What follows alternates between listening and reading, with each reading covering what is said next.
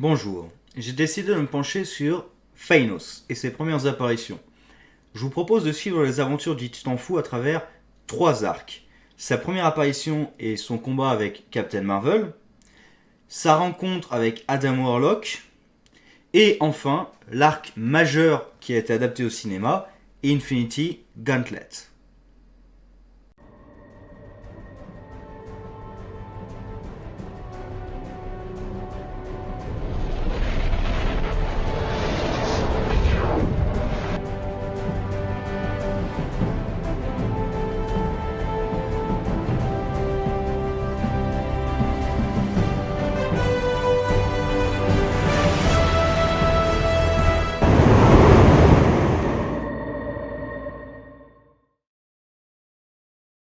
Créé par Jim Starlin en 1973, c'est un méchant iconique de Marvel, tout comme Darkseid pour DC, créé 3 ans plus tôt. Il apparaît d'abord dans les pages de Iron Man avant d'avoir son premier arc dans les pages de Captain Marvel avec Captain Marvel. Après 2 échecs et une première mort, ce sont des choses qui arrivent, il participera à son crossover majeur Infinity Gauntlet, qui a inspiré en partie le film Avengers Infinity War. Se succéderont ensuite diverses histoires et arcs, beaucoup portant le nom Infinity, Infinity War, rien à voir avec le film, Infinity Crusade, Infinity Watch, Infinity Entity, Infinity Relativity, Infinity End, Infinity Finale, Infinity Crusade, Infinity Watch, Infinity Countdown et sobrement intitulé Infinity. Dans cette première vidéo, je vais m'intéresser uniquement à sa première apparition et son tout premier arc qui la suit immédiatement, Thanos War. Tout commence avec Drax the Destroyer, retenu prisonnier. Oui, c'est ce Drax. Même s'il est un peu plus vert. Et aussi beaucoup plus lettré. Même si son intelligence a fluctué avec le temps. Il envoie un message télépathique à Iron Man pour le prévenir de l'attaque des Blood Brothers. Gary et Ross Blood attaquent donc Tony dans son armure.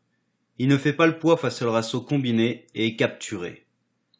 On retourne donc à la prison de Drax qui voue sa haine éternelle à son geôlier, Thanos, qui reste bien évidemment dans l'ombre.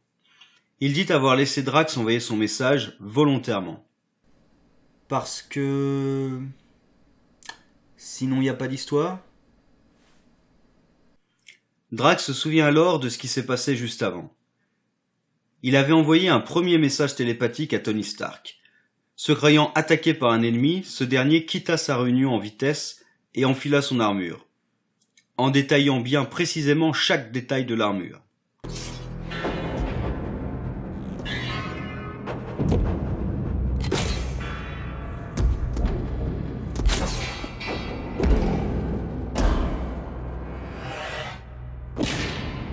Il était évidemment convaincu que son armure allait le protéger de cette attaque mentale. Et bien évidemment, cela n'a eu aucun effet. Mais heureusement, car grâce à cela, Drax est parvenu à le prévenir de Thanos et à lui faire le détail de sa backstory. Backstory. Thanos vivait sur Titan, la plus grosse lune de Saturne, un paradis caché sous la surface et administré par un ordinateur planétaire nommé Isaac. Thanos est le fils de Mentor et frère d'Eros. Tous ces noms viennent de la mythologie grecque. Prenons la théogonie d'Hésiode pour référence. À l'origine, il n'y avait que Chaos. Il eut 5 enfants, Tartare, Gaïa la terre, Ereb les ténèbres, Nyx la nuit, et enfin Eros, l'amour et le pouvoir créateur. Nyx eut également des enfants, dont 2 jumeaux, Hypnos le sommeil et Thanatos la personnification de la mort. Thanos tenta de prendre le pouvoir en créant des armes, mais fut exilé. Il avait cependant tué sa propre mère dans une attaque de missiles. Il propagea alors la destruction à travers toute la galaxie. Aussi son propre père, Mentor, demanda conseil à Chronos, une entité incorporelle. Reprenons notre Hésiode. Gaïa, la terre, eut parmi ses enfants Ouranos, le ciel. Puis tous deux eurent également des enfants, ensemble. Les Titans, 6 hommes, et les Titanides, 6 femmes. Le roi des Titans était Chronos, et son épouse et sœur, Rhea. Nous reviendrons sur ce qui leur est arrivé un peu plus tard, mais rappelez-vous que c'est la mythologie grecque, donc pas que des bonnes choses. Chronos décida d'aider Mentor en donnant vie à Drax le Destructeur, dont le seul but est de terrasser Phanos. Lors de leur affrontement, les deux ennemis détruisirent une planète, et la violence du choc permit à Phanos de capturer son adversaire. Il l'amena alors sur une base secrète, sur Terre. Pourquoi ? Pourquoi ne pas le tuer ? Et pourquoi capturer Iron Man et ne pas le tuer directement aussi ? Mais pour la même raison. Parce que sinon, il n'y a pas d'histoire. Drax, connaissant l'existence des Avengers, avait demandé de l'aide à Iron Man. Lui-même ne sait pas forcément la raison de ses actes, car sur Titan, l'ordinateur Isaac, aux ordres de Mentor, est entré dans son esprit et l'influence. Bien que capturé, Iron Man échappe au frère Blood et rejoint Drax. Mais il échoue à le libérer, car il est interrompu par Phanos.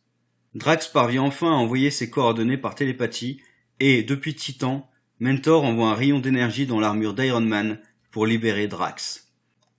Pourquoi ne pas libérer Drax directement ? Eh bien pour que Iron Man serve à quelque chose dans son propre livre. À eux deux, ils parviennent facilement à bout des frères Blood, mais Phanos menace de détruire sa base. C'est alors que les héros se rendent compte que le vrai Phanos s'est enfui et a laissé derrière lui un robot. Ils comprennent également que la base va s'autodétruire et s'enfuit. Donc Phanos a laissé un robot à sa place pour les prévenir qu'il allait autodétruire la base.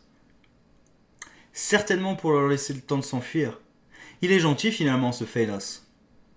Et c'est ainsi que se conclut ce numéro. Il ne s'agit que d'une petite histoire qui sert brièvement à présenter les personnages de Drax, Phanos ainsi que la Lune Titan, à la fois au lecteur et au personnage d'Iron Man. Intéressons-nous maintenant à l'arc Phanos War, suite directe de ce numéro qui se déroule à travers 9 numéros de Captain Marvel.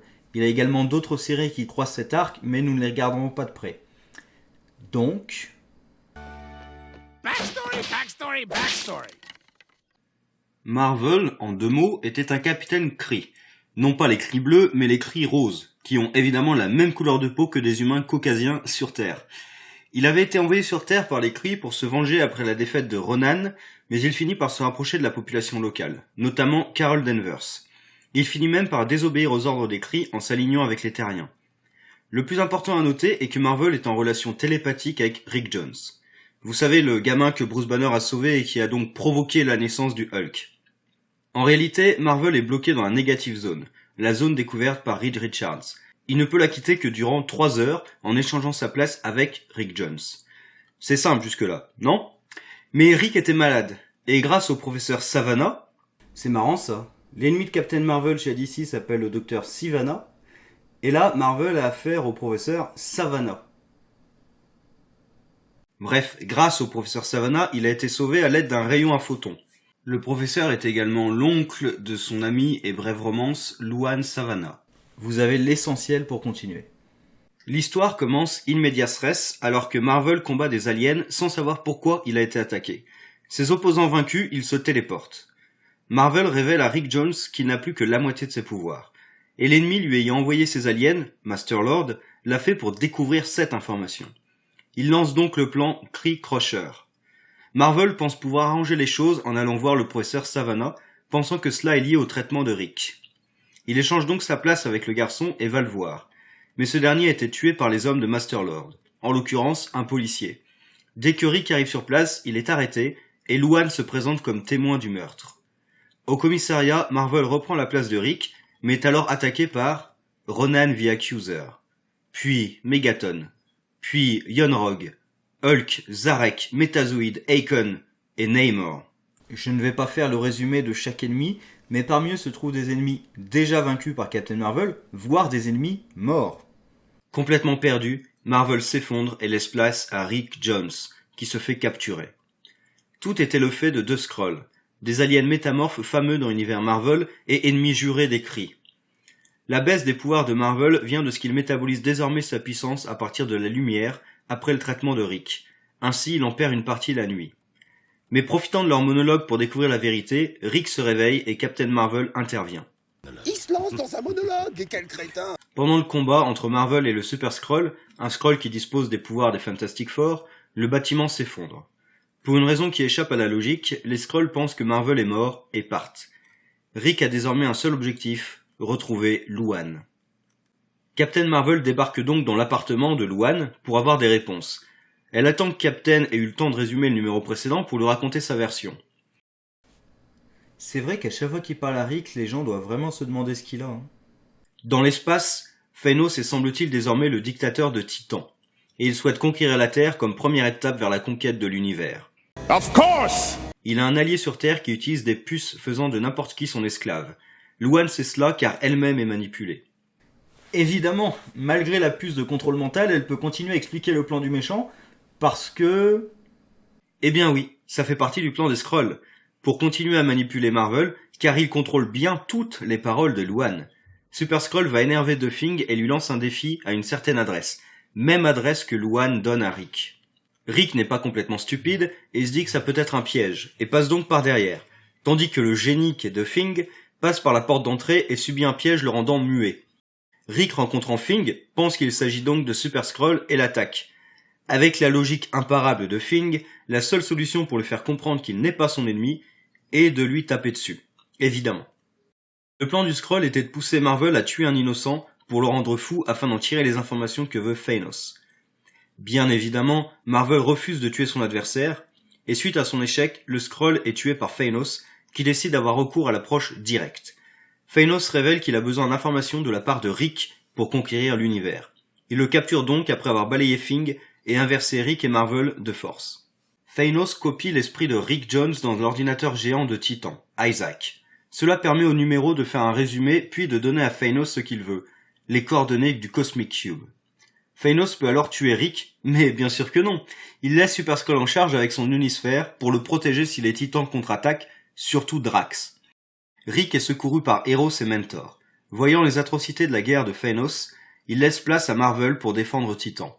Le Capitaine décide d'aller détruire la copie de l'esprit de Rick et apprend que l'information du Cosmic Cube a été placée dans son inconscient par la suprême intelligence Kree en cas de force majeure.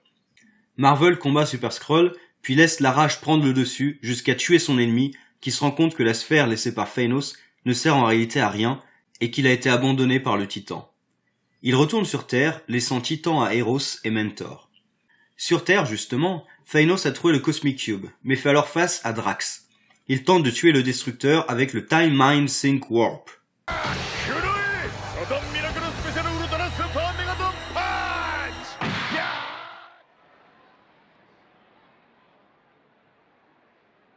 Qui plonge son ennemi dans la folie. Drax parvient cependant à résister à son pouvoir, mais tombe dans l'inconscience. Évidemment, Phanos refuse de le tuer et prend le Cosmic Cube. Avec la puissance du cube, Phanos n'a pas de mal à conquérir Titan, définitivement. Mais il se sent toujours menacé par Drax. Il aurait peut-être fallu le tuer finalement, non? Pendant ce temps, Luan parvient à rejoindre les Avengers pour les prévenir, mais ses forces l'abandonnent. Alors que Rick et les Avengers discutent de Luan et de Phanos, dans la Negative Zone, Marvel a une courte vision d'une entité se faisant appeler Aeon. Pendant leur discussion, un ennemi a infiltré la base des Avengers. Il assomme les 10 Avengers un à un, Black Panther en premier, puis Vision, et lorsque Scarlet Witch veut l'aider, elle également. Même Captain America et finalement Iron Man. Il s'agit du Controller, responsable des disques à esclaves. Il échoue cependant à dominer l'esprit de Marvel à cause de sa connexion avec Rick. Mais il l'enterre sous l'immeuble, et, comme déjà fait dans le premier numéro de l'arc, il croit également que son ennemi est mort sans même vérifier.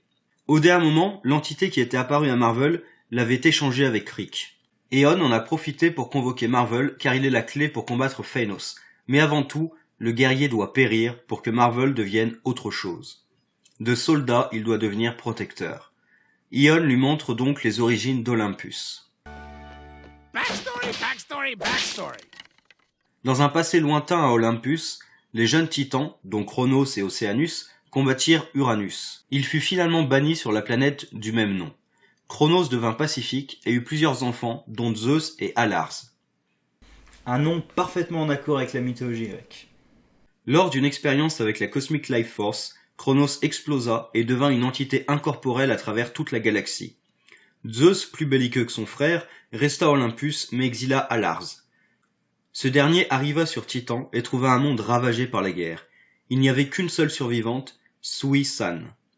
Et avec elle, il fonda un monde de paix, devenant Mentor. Petit point mythologie grecque.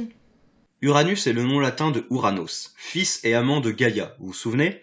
Il fut renversé par ses propres fils, les Titans, avec en tête Chronos. Lui-même craignait d'être à son tour renversé par ses fils. Ainsi il les dévora tous, mais sa femme Rhea cacha l'un d'entre eux, Zeus. Et c'est finalement Zeus qui alla libérer ses frères et ses sœurs, dont Hadès et Poséidon, et lors de la titanomachie, abattit le règne des titans pour faire s'élever l'époque des dieux et de l'Olympe. Il est amusant de constater que l'un des plus grands héros Marvel, Thor, est lié à la mythologie nordique, tandis que l'un des plus grands méchants, Thanos, est lié à la mythologie grecque. Tandis que chez DC, l'un des plus grands héros, Wonder Woman, est lié à la mythologie grecque, et l'un des plus grands méchants, Darkseid, est lié à la mythologie nordique. Je vous rappelle que les anciens dieux avant les nouveaux dieux Darkseid étaient les dieux nordiques. Reprenons la backstory. Il y a 8 milliards d'années-lumière. Attends. 8 milliards d'années-lumière. Année-lumière, c'est une mesure de distance. Bon, on va dire, il y a 8 milliards d'années. À des millions d'années bureauses de la Terre. Bref. Chronos avait prévu l'arrivée de Phénos et du cube, mais n'a évidemment prévenu personne sur Titan. Il a cependant laissé quelque chose à Aeon à transmettre à Marvel. Mais pour cela, il doit cesser d'être un soldat et devenir un protecteur. Aeon montre des guerres à Marvel pour lui démontrer qu'elle ne mène qu'à la destruction. Mais il s'y oppose car il s'est battu pour protéger ceux qu'il aime. Aeon lui montre alors Una, la seule femme que Marvel aima, morte, tuée pendant les combats de ce dernier. Par la suite, il s'est à nouveau battu pour la ramener à la vie, mais Aeon lui montre qu'il n'aurait jamais pu ramener qu'un corps sans âme. Bon, dans l'univers Marvel et dans les comics en général, la résurrection des morts c'est quand même assez fréquent, mais admettons. Devant ces visions, Marvel accepte de changer. Il confronte ses démons intérieurs ainsi que sa propre agressivité et revient sur Terre un homme nouveau. Ses sens ont été grandement amplifiés comme s'il faisait un avec l'univers qui l'entoure. Il a désormais une conscience cosmique. Aeon est très fort, il lui suffit de quelques platitudes pour complètement changer tout le système de pensée d'un militaire aguerri. Très fort. Captain Marvel obtient un appareil conçu par Iron Man pour annuler le contrôle mental du contrôleur, qui n'a évidemment pas jugé utile d'utiliser sa technologie sur les Avengers quand ils étaient inconscients, ni même de les immobiliser, et encore moins de les tuer, bien sûr. Contrôleur s'amuse à se faire ovationner en pleine rue par ses esclaves.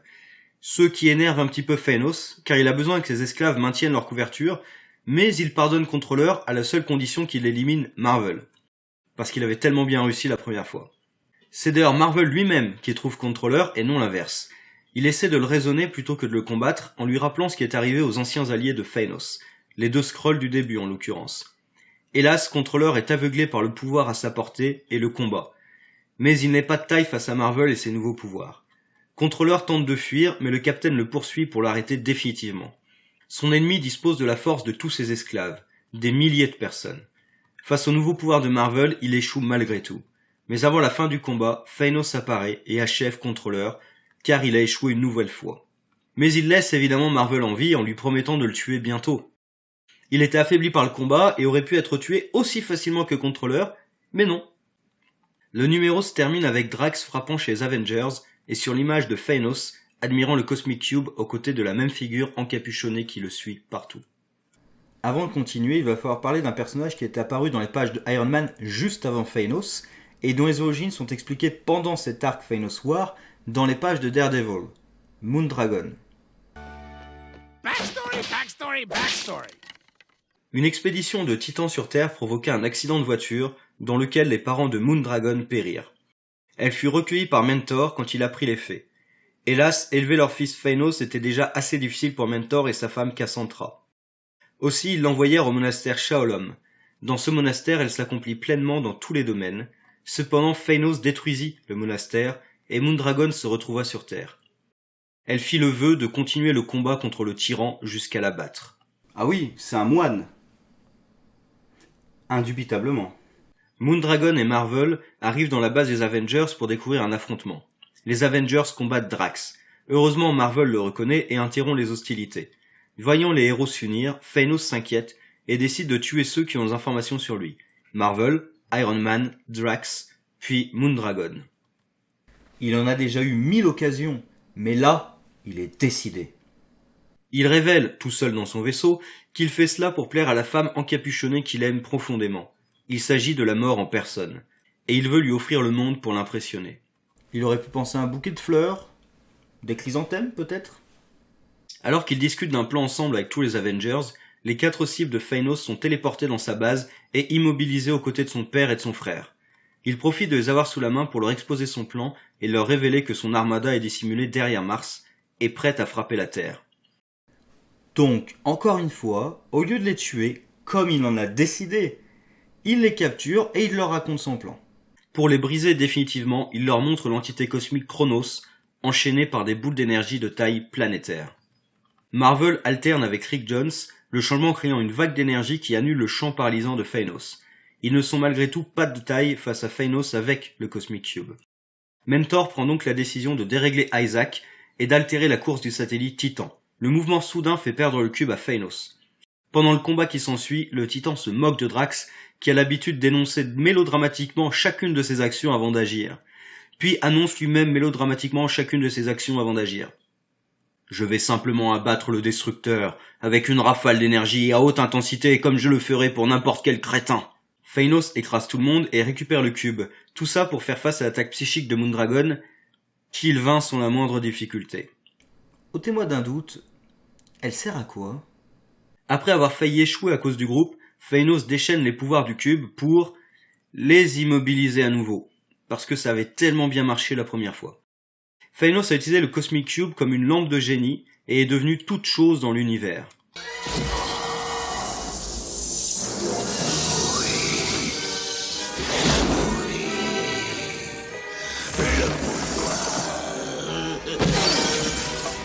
J'ai le pouvoir. L'univers tout entier m'obéit. Je suis le maître. Drax attaque sans réfléchir et est vaincu. Moondragon est blessé et reste avec Mentor. Finalement, Eros est arrêté par des branches.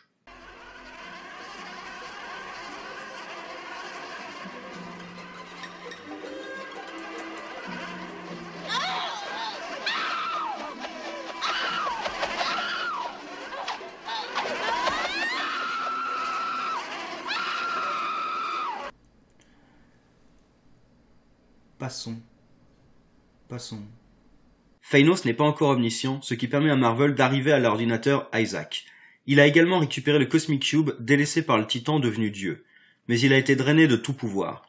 Se rappelant que Phanos a préféré se vanter que de les tuer, Marvel comprend que sa faiblesse est son ego. Ou sa connerie.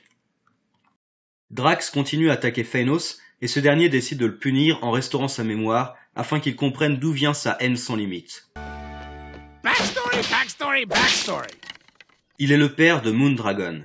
Alors qu'il conduisait avec sa femme et sa fille, le vaisseau de reconnaissance de Phanos passa au-dessus d'eux, et pour éviter des témoins, Phanos s'en débarrassa.